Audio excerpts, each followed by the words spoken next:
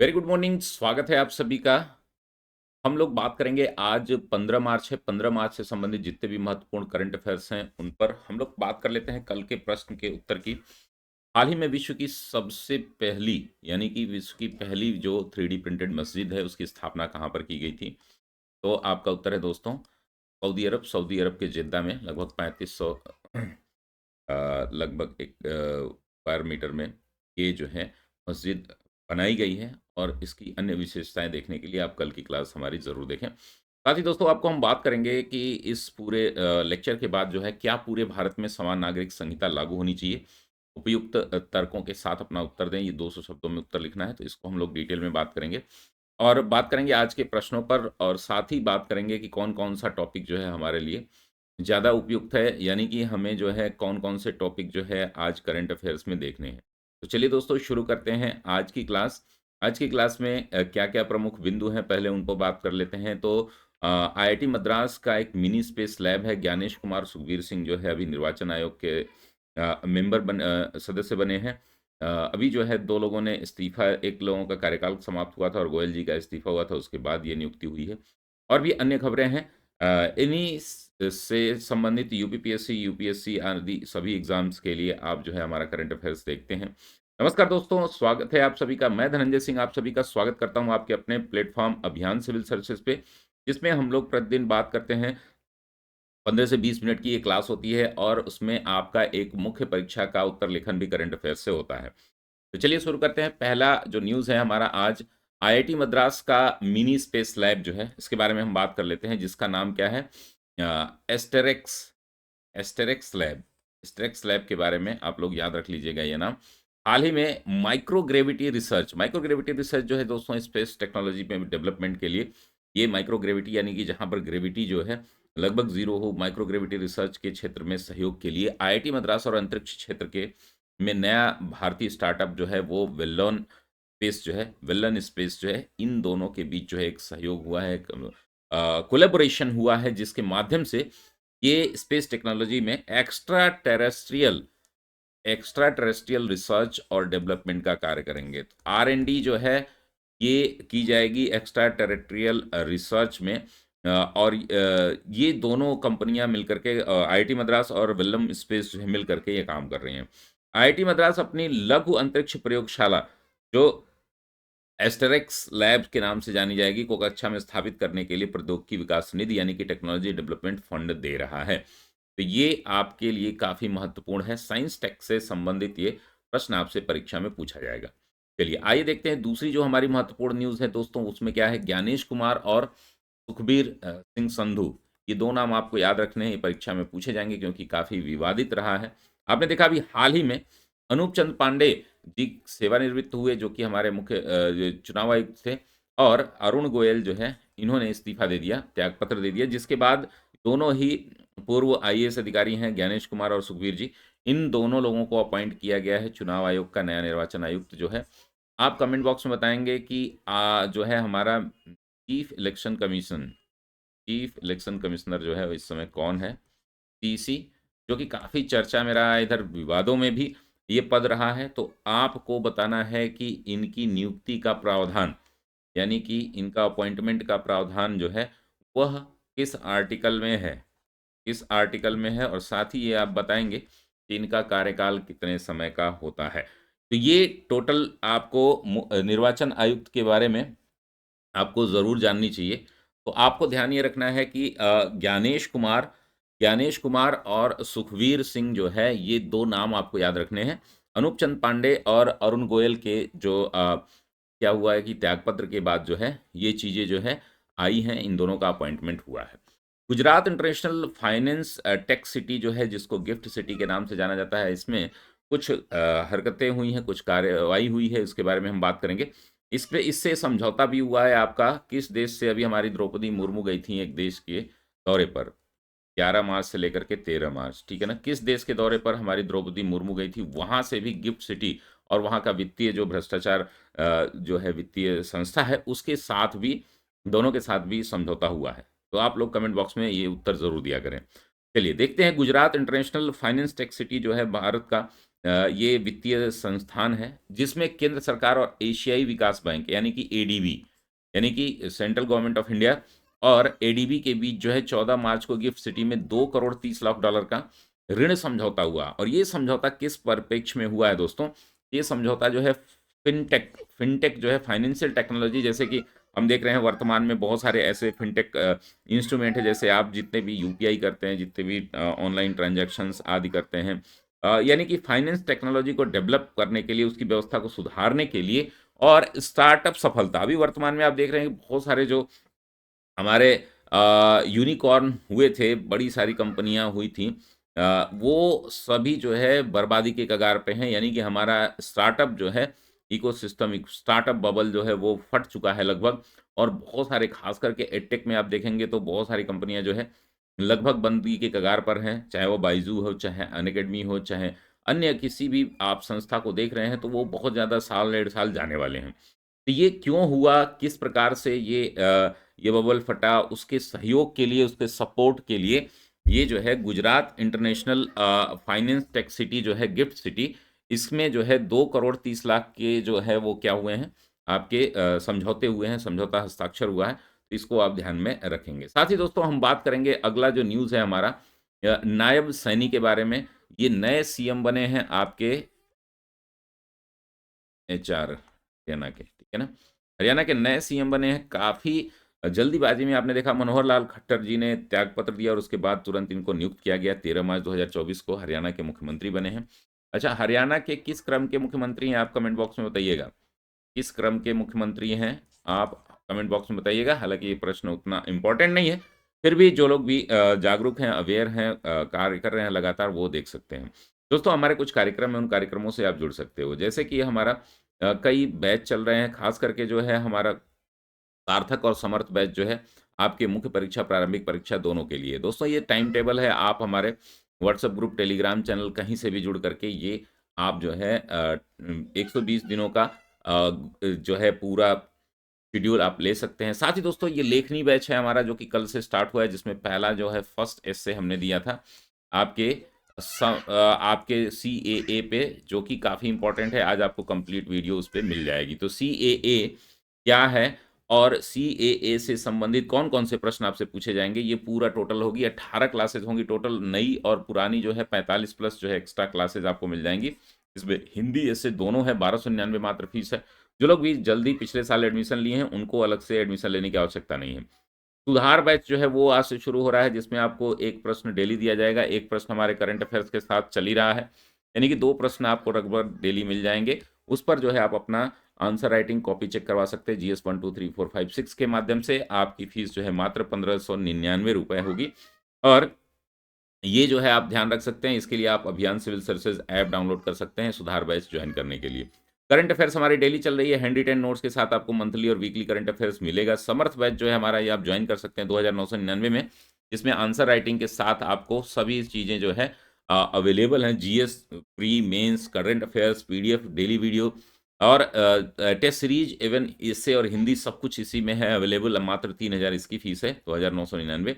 आप इससे जुड़ सकते हैं। रामबाण बैच हमारी प्रारंभिक परीक्षा के लिए कल से शुरू हो रहा है, इससे जुड़ सकते हैं। सचिवालय बैच जो है आरओ प्रारंभिक परीक्षा के लिए। और ये टोटल जो है आप देखेंगे कि प्री और मेंस दोनों के लिए जो है हमारा एक बैच है, जिसको समग्र बैच कहेंगे, वो 1899 में है। तो ये आप जो है टोटल शेड्यूल ले करके आप अपनी तैयारी सेल्फ स्टडी के रूप में भी कर सकते हैं, जिसमें आपको प्री, मेंस, यूपीपीएससी, आरओ सभी एक साथ दे दिया गया है। तो इसके साथ जो है आप सहयोग अपना ले सकते हैं और हमारे साथ जुड़ सकते हैं विभिन्न बैचेस के माध्यम से। चलिए शुरू करते हैं दोस्तों।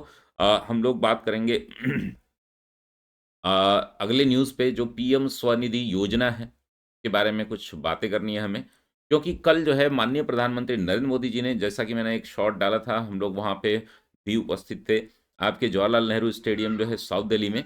वहाँ पर लोधी जो है लोधी गार्डन या लोधी स्टेट जो है, लोधी रोड पर जो है वो आपका जवाहरलाल नेहरू स्टेडियम है। वहाँ पर लगभग 1 लाख की संख्या में लाभार्थियों को सम्मानित किया गया। प्रधानमंत्री नरेंद्र मोदी जी द्वारा जो है 14 मार्च 2024 को पीएम स्वनिधि योजना के लाभार्थियों को, लगभग 1 लाख लाभार्थी थे, को ऋण वितरित किया गया, जिसमें 5000 लाभार्थी जो है दिल्ली से थे, ठीक है ना? यह आयोजन जो है दिल्ली में जवाहरलाल नेहरू स्टेडियम में आयोजित किया गया। इस योजना के तहत अब ये योजना चर्चा में है काफ़ी, तो इसलिए इससे प्रश्न पूछे जाएँगे। अब ये योजना है क्या दोस्तों? यह जो है एक माइक्रो फाइनेंस जो है लोन है सरकार की तरफ से। अगर मान लीजिए कोई व्यक्ति जो है रेहड़ी-पटरी आदि का कार्य रेहड़ी-पटरी पर दुकानें लगाता है, छोटे उद्योग करता है, उसके लिए ख़ास करके जो है 10,000 से लेकर के पहले 20,000 था, अब उसको बढ़ा करके 50,000 कर लिया गया है। 50,000 का लोन देती है। इसपे 7% जो है आपके लोन पे सब्सिडी होती है, ठीक है ना? ये आप ध्यान ध्यान रखेंगे इस योजना की शुरुआत कब हुई थी? 1 जून 2020 में। जैसा कि आपके प्रारंभिक परीक्षा पीसीएस में स्पेशली इससे प्रश्न पूछे जाते हैं कि आपकी योजना की डेट क्या रही? क्लियर है ना?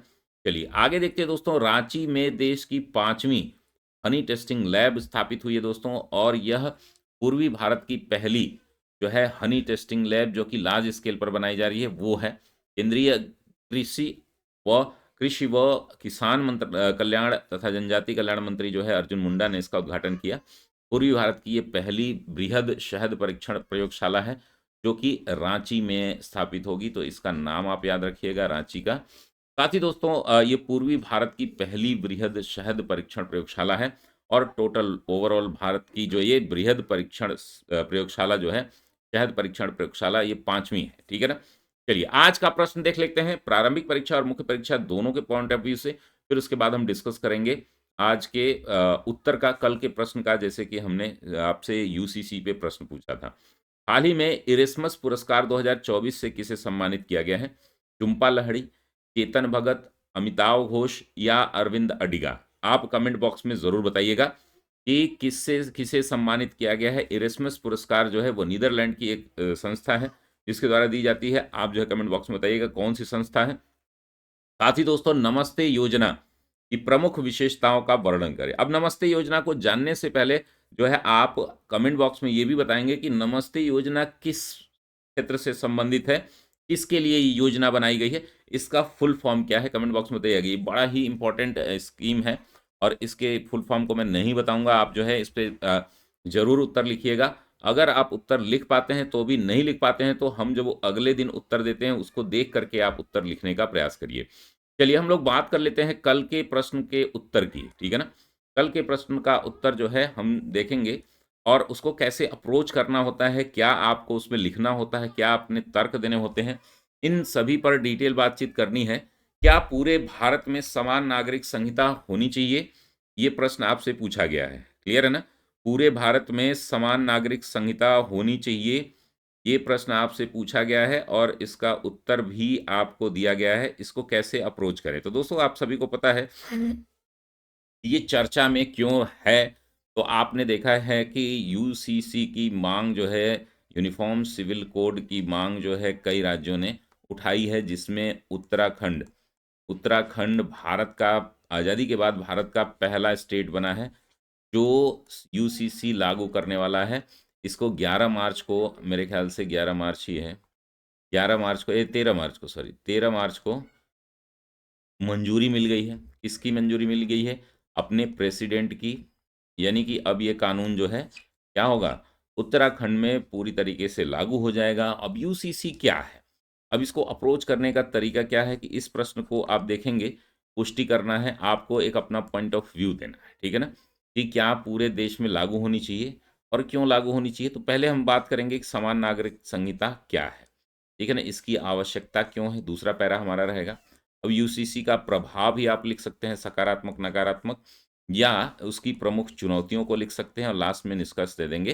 देखिए, जब भी आप देखेंगे कि किसी स्टेट द्वारा जो है, हमारे डीपीएसपी में भी इसको आर्टिकल 44 के तहत जो है बताया गया है कि भारत में जो भी राज्य हैं, यानी कि राज्य जो है वो क्या करेगा, सभी लोगों के लिए समान कानून की व्यवस्था करेगा, जिसको हम समान नागरिक संहिता कहते हैं। उसकी आवश्यकता क्यों है, उसके सकारात्मक नकारात्मक प्रभावों को देख सकते हैं, और साथ ही प्रमुख चुनौतियां जो है उसमें कौन कौन सी आएंगी, निष्कर्ष आप देंगे कि इसको लागू करना चाहिए, लेकिन जो समस्याएं अन्य समुदाय को हो रही हैं उसको भी हम टैकल करने का प्रयास करेंगे। क्या है ये, तो बात करेंगे दोस्तों, पूरे देश के लिए एक समान कानून का प्रावधान करना ही समान नागरिक संहिता होती है, ठीक है ना? समान नागरिक यानी कि नागरिकों को समान रूप से, नागरिक संहिता, ठीक है ना? जिसको हम इंग्लिश में बोलेंगे यूनिफॉर्म सिविल कोड। क्लियर है? तो ये आप मुख्य परीक्षा का प्रश्न है, इसको धैर्य से समझें और अपनी भाषा में लिखें। तो यूनिफॉर्म सिविल कोड जो है पूरे देश के लिए एक समान कानून का प्रावधान करता है, ठीक है ना? ये ऐसे प्रोविजंस हैं जो सभी के लिए समान होंगे। अब आप बोलोगे कि क्या ऐसा नहीं है क्या? आप सोचोगे कि क्या ऐसा नहीं है क्या कि सभी के लिए एक समान कानून है? तो दोस्तों देखिए, क्रिमिनल सीआरपीसी, आईपीसी जो है, में तो हमने हमने जो धाराएँ बनाई हैं, वो जो है आपके सभी के लिए समान है। लेकिन हमारा जो पर्सनल लॉ क्या होता है? जैसे शादी का आप जाते हैं कोर्ट मैरिज करते हैं, अब जाते हैं तो फ़तवा क्या बोलते हैं, फ़तिहा पढ़ाते हैं किस तरीके से जो है शादी होती है इस्लामिक कानून के आधार पे। तो उनका शादी होना तो चलिए एक अलग मैटर है, लेकिन उनका जो जैसे विवाह विच्छेद जिसको तलाक बोलते हैं, इसके लिए अलग-अलग कानून हैं। जैसे कोई इस्लामिक धर्म है तो तलाक़-ए-बिद्दत जो थी उसको समाप्त किया अभी कुछ साल पहले जो है वर्तमान सरकार ने। उसी प्रकार से अन्य सभी धर्मों में अलग-अलग कानून हैं, अलग-अलग व्यक्तिगत कानून इनको बोला जाता है। व्यक्तिगत कानून जैसे कि विवाह करना, विवाह विच्छेद यानी कि तलाक, गोद लेना और उत्तराधिकार, जो आपके जो एंसेस्टर होंगे, अन्य आने वाली पीढ़ियाँ होंगी, उनको संपत्ति का जो है बँटवारा किस प्रकार से हो, ये सभी जो है हालाँकि हमारे हिंदू धर्म में सभी जो है यूनिफ़ॉर्म कर दिया गया है उसको, लेकिन कुछ धर्मों में अभी भी नहीं है। जाति धर्म से पूर्णतः स्वतंत्र है, इसलिए इसको हम क्या कहेंगे? यूनिफ़ॉर्म सिविल कोड कहेंगे, इसकी ये विशेषता है, ठीक है ना? संविधान के अनुच्छेद 44 में ये वर्णित है, इसको आप लोग ध्यान में रखिएगा, क्लियर है ना? तो ये आपका हो गया पहला पैरा, ठीक है ना? यहीं से शुरुआत करेंगे, जीएस में है तो बहुत ज़्यादा भूमिका आदि का की बात नहीं करेंगे। अगला इससे जो होगा यूनिफ़ॉर्म सिविल कोड पर ही होगा, जिसमें आपको लिखना होगा और इस पर भी हम क्लासेज आपको प्रोवाइड कराएँगे। आवश्यकता क्यों है दोस्तों? तो अन्यायपूर्ण रीति-रिवाज़ों एवं परंपराओं को समाप्त करना, जैसे कि हमने तलाक़-ए-बिद्दत को समाप्त किया था सरकार द्वारा। तो ऐसे बहुत सारे पर्सनल लॉ हैं, जिसमें जो है आपके बहुत सारी विसंगतियाँ हैं, जो ख़ास करके जो वंचित वर्ग हैं, उनको ये धार्मिक रूप से जो है कई परंपराओं को फ़ॉलो करने का एक सोशल प्रेशर होता है, एक कम्युनिटी प्रेशर होता है, जिसके माध्यम से उनका बहुत सारा एक्सप्लॉइटेशन होता है। तो ये जो डिस्क्रिमिनेटरी जो ट्रेडिशंस हैं, ख़ास करके जो महिलाओं में भेदभाव करते हैं, ऊँच जाति, नीच जाति में भेदभाव करते हैं, उन सभी परंपराओं को क्या करना है? समाप्त करना है। साथ ही देश के सभी नागरिकों को समान कानूनी सहायता यानी कि फ्री लीगल एड जो है हमारा किस संविधान के किस अनुच्छेद में है, आप कमेंट बॉक्स में बताइएगा। फ्री लीगल एड तभी तो देंगे अगर व्यक्तिगत मामले में कानून ही अलग-अलग होंगे, तो हम सभी को समान कानूनी सहायता कैसे दे सकते हैं? इक्वल लीगल एड कैसे दे सकते हैं, ठीक है ना?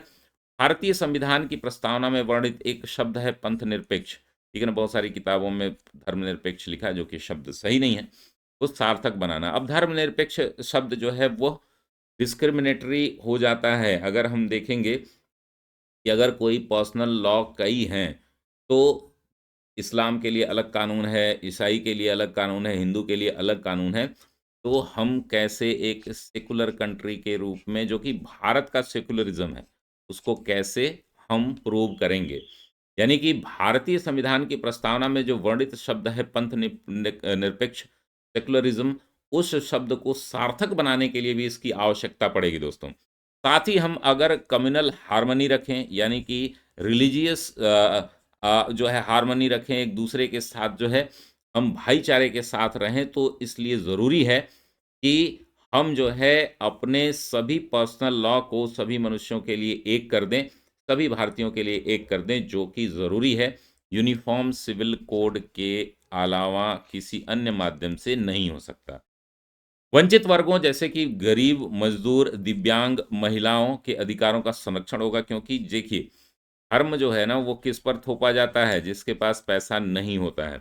आप देखेंगे कि जितने भी सेलिब्रिटी हैं, कोई भी किसी भी जाति धर्म से शादी करता है तो उसको एक सराहा जाता है। वहीं जब एक गरीब व्यक्ति जो है, एक मज़दूर, एक किसान जिसके पास पैसा नहीं है, जो सक्षम नहीं है, अगर वो अपने समाज से इतर किसी अन्य जाति में, किसी अन्य धर्म में शादी करता है, कोई और समस्याएँ आती हैं, तो उसको जो है बड़े स्तर पर क्या किया जाता है, डिमोरलाइज़ किया जाता है, जिससे कि इन वंचित वर्गों को, ख़ास करके जिनके पास संसाधन नहीं है, उनको जो है काफ़ी सहयोग मिलता है। तो दोस्तों, आप सभी को ये पता होगा कि ये जो है आवश्यक है एक समाज के लिए, एक हमारे संविधान की जो मूल धारणा है, सेकुलरिज़्म उसको सपोर्ट करने के लिए, धार्मिक सद्भावना के लिए, इसलिए आवश्यकता है। अतः इसे लागू किया जाना चाहिए।